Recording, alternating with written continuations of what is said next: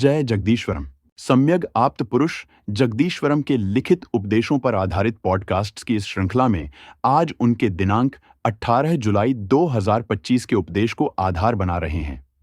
पूज्य गुरुदेव द्वारा यह उपदेश लोक कल्याण के लिए फेसबुक के आर्य मित्र नामक पेज पर सन 2017 से प्रकाशित हो रहे हैं। जैसा कि हमने पहले भी स्पष्ट किया है कि यह पॉडकास्ट गुरुदेव के गूढ़ एवं गहन उपदेशों को समझने की दिशा में केवल एक प्रयास है तथा ऐसे किसी भी प्रयास में गलती होने की संभावना तो रहती ही है। अतः सुधी दर्शक श्रोतागणों से अनुरोध है कि वे इस पॉडकास्ट को सुनते समय अपने विवेक का प्रयोग अवश्य करें तथा किसी भी शंका समाधान के लिए फेसबुक पर जगदीश्वरम के आर्य मित्र नामक पेज पर दिए मूल उपदेश को अवश्य पढ़ें। आर्य मित्र पेज का लिंक डिस्क्रिप्शन में दिया जा रहा है। नमस्कार। आज हम एक बहुत ही गहरे और कह सकते हैं विचार करने वाले विषय पर बात करेंगे जी। हमारे पास जगदीश्वरम के 18 जुलाई 2025 वाले उपदेशों का सार है और इसका फोकस है प्राकृतिक धर्म और ब्रह्मांडीय चक्र। हाँ, ये काफी दिलचस्प विषय है। बिल्कुल। ये उपदेश सम्यक सद्धर्म, जिसे सनातन धर्म भी कहते हैं, और ये जो कल्प होते हैं, ब्रह्मांडीय चक्र, चेतना की अलग अलग परतें और जो विभिन्न दार्शनिक या धार्मिक नजरिए हैं उनको देखता है। तो आज हमारी कोशिश यही रहेगी कि इन थोड़े मुश्किल विचारों को खोलें, समझें, अलग अलग दृष्टिकोणों को जानें और स्रोत के हिसाब से तथ्यता सत्य क्या हो सकता है इस पर भी थोड़ा सोचें। बिल्कुल। और ये स्रोत जो है ये वाकई एक अलग ही नजरिया देता है जो आम धार्मिक व्याख्या है ना उनसे काफी हटकर है। अच्छा। हाँ, इसमें कुछ खास कॉन्सेप्ट्स हैं जिन पर बहुत जोर है। जैसे एक है अव्यक्त बीज, मतलब वो अनदेखा संस्कार जो अगले चक्र का कारण बनता है। अव्यक्त बीज। फिर है ज्ञान मात्र, यानी बिल्कुल शुद्ध चेतना जो किसी कर्ता पर निर्भर नहीं। और सबसे खास अपौरुषीय। अपौरुषीय, जिसका मतलब है ऐसी व्यवस्था या सत्य जिसका कोई व्यक्ति जैसा बनाने वाला, कोई रचयिता या ईश्वर नहीं है। कोई रचयिता नहीं। जी। और स्रोत अलग अलग धर्मों को भी देखता है, पौराणिक, बौद्ध, इस्लाम, ईसाई, यहाँ तक कि गीता या उपनिषद की बातें भी, पर उन्हें अंतिम सत्य नहीं बल्कि अलग अलग दृष्टिकोण की तरह देखता है। अपौरुषीय, ये शब्द ही अपने आप में बहुत कुछ कह रहा है, मतलब कोई क्रिएटर नहीं। तो अच्छा, चलिए फिर कल्पों से ही शुरू करते हैं। हाँ, ठीक है। स्रोत कहता है कि ये जो सृष्टि है ये कोई वन टाइम इवेंट नहीं है ना, बल्कि एक लगातार चलने वाला, कभी न खत्म होने वाला चक्र है, अनादि अनंत। और हर नया कल्प, मतलब हर नया युग या दौर, वो पिछले कल्प के खत्म होने पर जो एक दबाव बनता है, शायद एक तरह का इनर्शिया, उससे पैदा होता है। दबाव।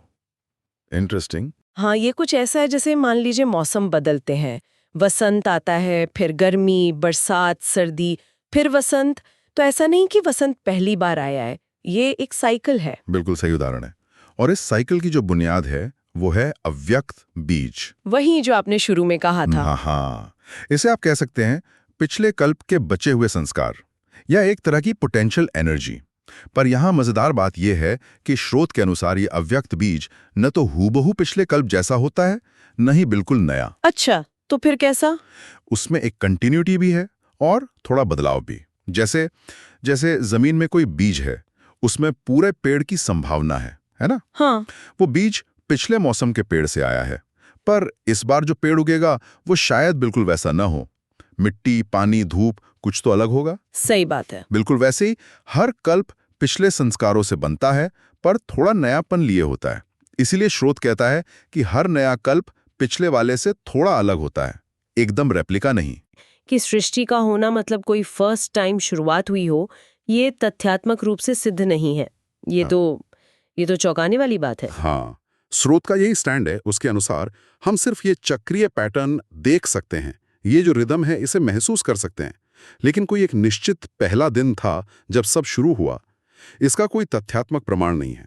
तो ये एक धारणा हो सकती है। हाँ, एक दृष्टिकोण। हाँ, बिल्कुल एक दृष्टिकोण हो सकता है, पर तथ्यतः दर्शन नहीं, जैसा स्रोत कहता है। मतलब सीधे देखा गया सच नहीं। ये एक बहुत बड़ा क्लेम है जो कई धार्मिक मान्यताओं से बिल्कुल अलग जाता है। अच्छा, तो अगर कोई बनाने वाला नहीं है और ये बस एक अनंत चक्र है जो पिछले दबाव से अपने आप चल रहा है। अच्छा। तो फिर ये चलता कैसे है? हाँ। मतलब इसकी अंदरूनी मशीनरी क्या है?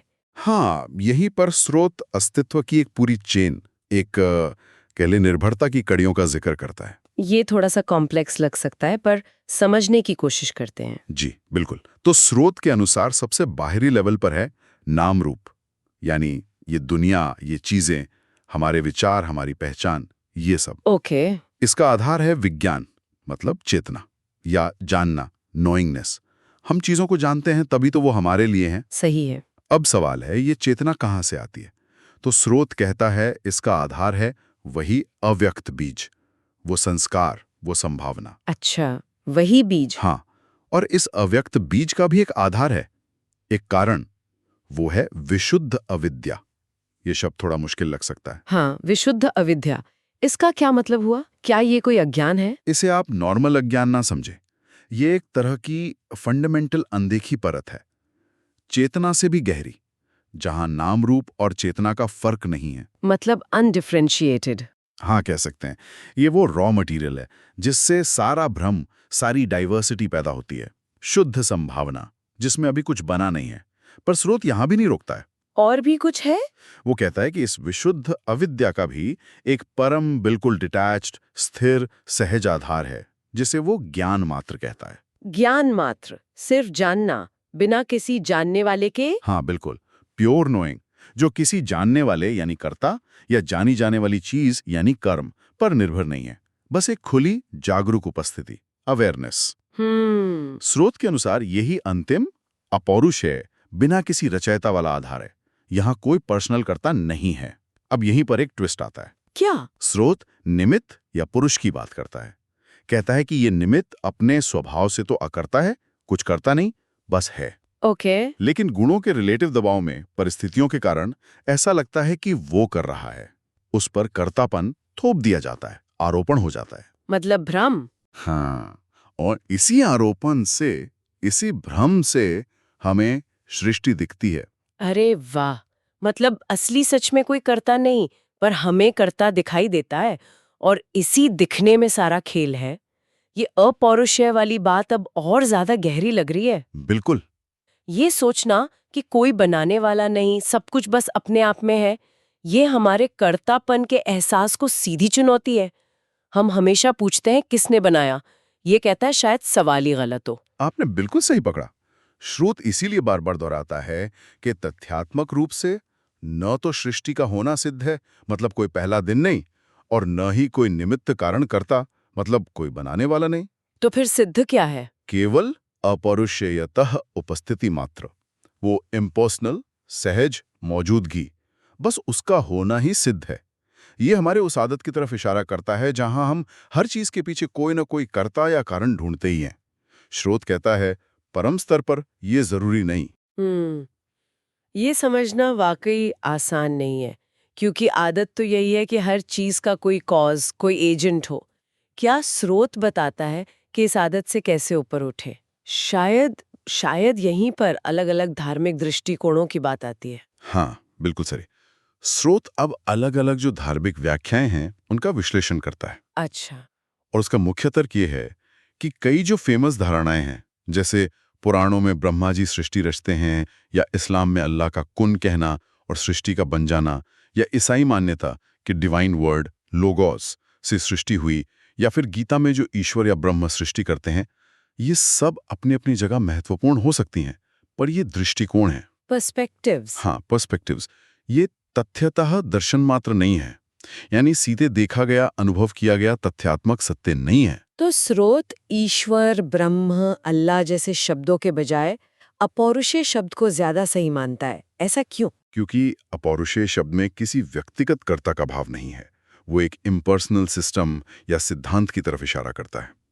जबकि ईश्वर, ब्रह्मा, अल्लाह जैसे शब्दों से अक्सर एक पर्सनल एंटिटी, एक रचयिता का एहसास होता है। स्रोत का मानना है कि ये व्यक्तिगत कर्ता का विचार ही हमें परम सत्य की जो इम्पर्सनल नेचर है उसे समझने से रोकता है। अच्छा।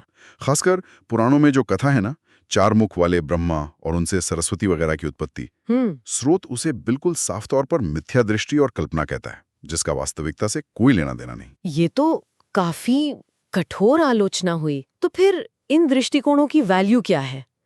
क्या ये बेकार है? नहीं, स्रोत ऐसा नहीं कहता। वो दृष्टिकोणों की स्वतंत्रता का सम्मान करता है।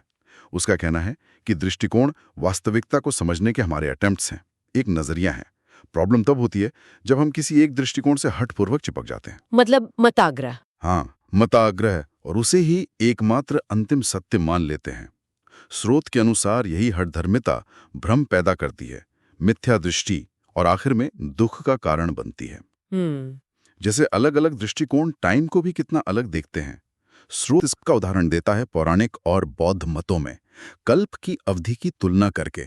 बौद्ध गणना में कल्प की अवधि पौराणिक कल्प से कहीं ज्यादा लंबी है। अच्छा। हाँ, इससे पता चलता है कि सृष्टि और समय जैसी बेसिक चीजों के बारे में भी कितने अलग अलग नजरिए हो सकते हैं। तो स्रोत का तर्क ये है कि ये कहानियां या व्याख्याएं एक पर्सनल ईश्वर का विचार डालती हैं, जो कि अपौरुषेय यानी बिना रचयिता वाले परम सत्य की मूल अवधारणा से मेल नहीं खाता। इसीलिए वो इन्हें कल्पना या मिथ्या दृष्टि कह रहा है। ये दृष्टिकोण और तथ्य का फर्क समझना बहुत जरूरी लग रहा है। हाँ, और यहीं से एक और जरूरी सवाल उठता है कि ज्ञान का आधार क्या हो? हम सच को जाने कैसे? यहीं पर स्रोत प्रत्यक्ष प्रमाण और शब्द प्रमाण की बात करता है। प्रत्यक्ष प्रमाण मतलब डायरेक्ट एक्सपीरियंस, खुद का अनुभव, और शब्द प्रमाण मतलब शास्त्रों या किसी अथॉरिटी की बात पर आधारित ज्ञान। बिल्कुल। स्रोत प्रत्यक्ष अनुभव को, यानी तथ्यतः दर्शन मात्र, अपनी आंखों देखी, अपने अनुभव से जानी सच्चाई, उसी को अंतिम और सबसे ऊंचा प्रमाण मानता है। ओके। जबकि शब्दों पर आधारित प्रमाण जैसे शास्त्र या गुरु वचन, शब्द प्रमाण, उसे स्रोत आम लोगों के लिए एक विवशता या मजबूरी कहता है। खासकर तब जब कोई सम्यक आप्त पुरुष, मतलब पूरी तरह ज्ञानी व्यक्ति, जो सीधे सच का अनुभव करा सके, वो मौजूद न हो। और इसी कॉन्टेक्स्ट में स्रोत ब्रह्मसूत्र के उस फेमस कथन अनावृत्ति शब्दात की आलोचना भी करता है, जिसका मतलब है कि शास्त्रों से सिद्ध है कि वापस नहीं लौटना होता ब्रह्मलोक जाकर। हाँ, वही। स्रोत इसे शब्द प्रमाण पर जरूरत से ज्यादा निर्भरता के रूप में देखता है, न कि प्रत्यक्ष अनुभव पर आधारित सत्य के रूप में। तो लेकिन करोड़ों लोग तो शास्त्रों पर ही विश्वास करते हैं। क्या स्रोत ये कह रहा है कि वो सब गलत है, या कि ये बस एक अलग लेवल की बात है? देखिए, स्रोत ये नहीं कह रहा कि शास्त्र बिल्कुल गलत या यूजलेस हैं। वो कह रहा है कि सिर्फ शास्त्रों पर निर्भर रहना एक लिमिटेशन है, एक विवशता है। हाँ, ये प्रत्यक्ष अनुभव ना होने पर एक हेल्पर हो सकता है, शायद रास्ता दिखा सकता है, लेकिन इसे अंतिम सत्य का सब्स्टिट्यूट नहीं माना जा सकता। तो ये एक सवाल खड़ा करता है। हाँ, कि ज्ञान के लिए क्रिटिकल थिंकिंग, खुद का अनुभव कितना जरूरी है, बजाय इसके कि हम सिर्फ सुनी सुनाई या पढ़ी हुई बात पर आंख बंद करके यकीन कर लें। स्रोत लगातार हमें सीधे अनुभव की ओर, तथ्यता दर्शन की ओर जाने को कह रहा है। अच्छा, अगर केवल प्रत्यक्ष अनुभव ही असली प्रमाण है और शब्द प्रमाण एक सीमा है, तो फिर मोक्ष या मुक्ति जैसी जो अवधारणाएं हैं, जिनके बारे में शास्त्रों में बहुत कुछ कहा गया है, उसे ये स्रोत किस नजर से दिखता होगा? क्या वहां भी दृष्टिकोण और तथ्य का भेद है? हाँ, बिल्कुल है। मोक्ष या चक्के से मुक्ति की अवधारणा को भी स्रोत एक नए, और मैं कहूंगा काफी क्रांतिकारी नजरिए से देखता है। कैसे? आमतौर पर मोक्ष का मतलब क्या समझा जाता है? कि आवागमन के चक्र से छूट जाना, वापस न आना, यानी अनावृत्ति। हाँ, यही सुना है। लेकिन स्रोत तर्क देता है कि अनावृत्ति, न लौटना, का मतलब भी आवृत्ति, लौटने के रेफरेंस में ही समझा जाता है। अच्छा, कैसे? मतलब जब हम न लौटने की बात करते हैं तो भी हम लौटने के विचार के रिलेटिव ही बात कर रहे होते हैं, है ना? हाँ, बात तो सही है। तो इस तरह अनावृत्ति भी एक तरह की आवृत्ति ही हुई, बस दूसरी दिशा में। अरे, ये तो सोचने का बिल्कुल अलग तरीका है। तो फिर असली मुक्ति क्या है स्रोत के हिसाब से? यहाँ फिर से वही दबाव वाली बात काम आती है, जो इस आने जाने, बनने बिगड़ने के चक्र को चलाता है। स्रोत के अनुसार चक्र से परे जाना सिर्फ लौटकर ना आना नहीं है। तो क्या है? बल्कि यह है यथा सहजता में ठहरना, मतलब उस स्वाभाविक सहज स्थिर अवस्था में स्थित हो जाना जहां आने जाने का, बनने बिगड़ने का कोई दबाव ही न बचे, न आने का दबाव न जाने का दबाव, बस सहज स्थिति, एफर्टलेस स्टेट। वाह, सहजता में ठहरना। हाँ, और इसी आधार पर श्रोत गीता के उस कथन की भी आलोचना करता है कि परम धाम जाने पर वापस नहीं आना पड़ता। श्रोत इसे अपौरुषीय रित यानी ब्रह्मांड का वो इम्पर्सनल अपने आप चलने वाला नियम उसके विरुद्ध मानता है। क्यों? क्योंकि उस नियम के तहत अगर दबाव बनेगा, चाहे वो कितना भी महीन क्यों ना हो, तो वापसी होगी ही।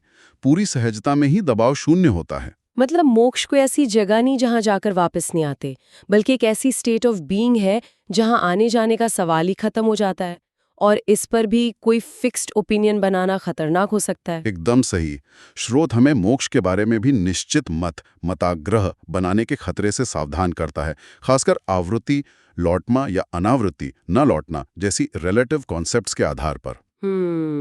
स्रोत के अनुसार लक्ष्य होना चाहिए मोक्ष की निष्पक्ष न्यायपूर्ण सच्चाई को साफ साफ समझना, ना कि किसी बने बनाए मॉडल में फिट होना। और इसके लिए हमें जो स्थापित दृष्टिकोण हैं, चाहे वो कितने भी पुराने या सम्मानित क्यों ना हो, उनसे ऊपर उठना होगा। आवृत्ति होगी या अनावृत्ति किसकी होगी, कब होगी, ये सब बहसें शायद हमें असल मुद्दे से, उस सहजता की समझ से दूर ले जाती हैं। बिल्कुल, ये हमें बस कॉन्सेप्ट्स में उलझा सकती हैं।